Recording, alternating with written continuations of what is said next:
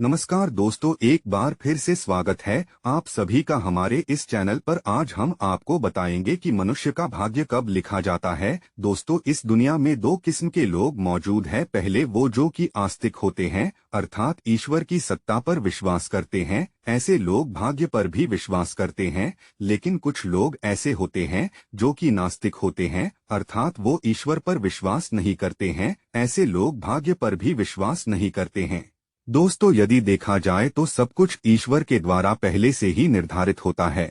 जब बच्चा धरती पर जन्म लेता है तो उसके जन्म से पूर्व ही उसके भाग्य का निर्धारण ईश्वर द्वारा कर दिया जाता है। ऐसे में कुछ लोग ये कहेंगे कि जब सब कुछ हमारे भाग्य में पहले से ही निर्धारित है तो हमें कर्म करने की क्या आवश्यकता है। तो दोस्तों, मैं आपको बता दूं कि कर्म करना बहुत जरूरी है, क्योंकि जो हम कर्म करते हैं इसी कर्म के आधार पर हमारा अगला जन्म निर्धारित होता है। आज हम इसी के बारे में आपको विस्तार से जानकारी देंगे।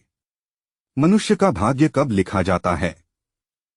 दोस्तों, आपने श्री कृष्णा धारावाहिक जरूर देखा होगा। कंस की मृत्यु की आकाशवाणी पहले ही हो चुकी थी, जिसमें कहा गया था कि देवकी के गर्भ से स्वयं भगवान जन्म लेंगे, जो कि देवकी का 8वां संतान होगा और उसी के हाथों कंस का वध होगा।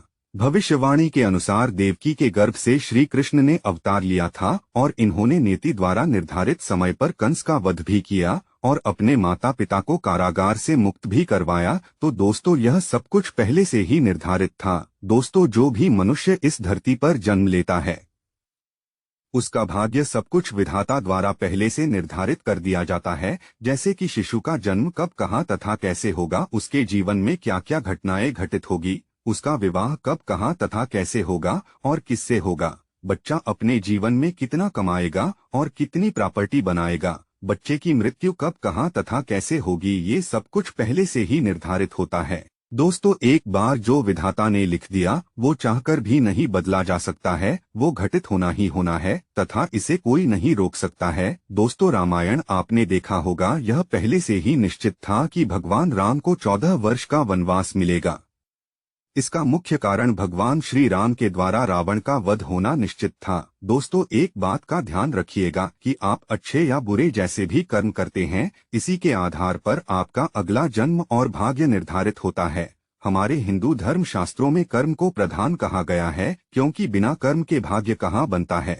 मनुष्य जीवन का असली उद्देश्य उस परमपिता परमेश्वर को प्राप्त करना है। यदि आप उस परमेश्वर को प्राप्त कर लेते हैं तो आप 84 के चक्कर से मुक्त हो जाएंगे।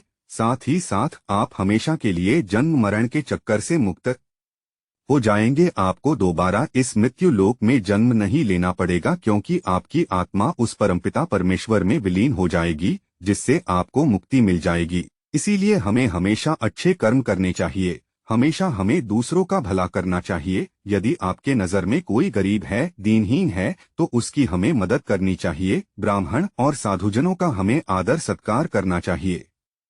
हमेशा हमें ईश्वर की पूजा करनी चाहिए। उसका प्रतिदिन हमें सुमिरन करना चाहिए, जिससे ये हमारा मानव जीवन सफल हो सके। लेकिन एक बात ध्यान रखिएगा, यदि आप बुरे कर्म करते हैं, लोगों को सताते हैं या लोगों को आप परेशान कर रहे हैं, तो आपको उसकी सजा इसी जन्म में भोगना पड़ेगा। मैं आशा करता हूं कि हमारे द्वारा इस वीडियो में दी गई जानकारी आप सभी को बहुत ज्यादा पसंद आई होंगी। तो दोस्तों, वीडियो को अभी तक लाइक नहीं किया है तो एक लाइक करके चैनल को सब्सक्राइब कर लें और वीडियो कैसी लगी कमेंट में जरूर बताएं। धन्यवाद।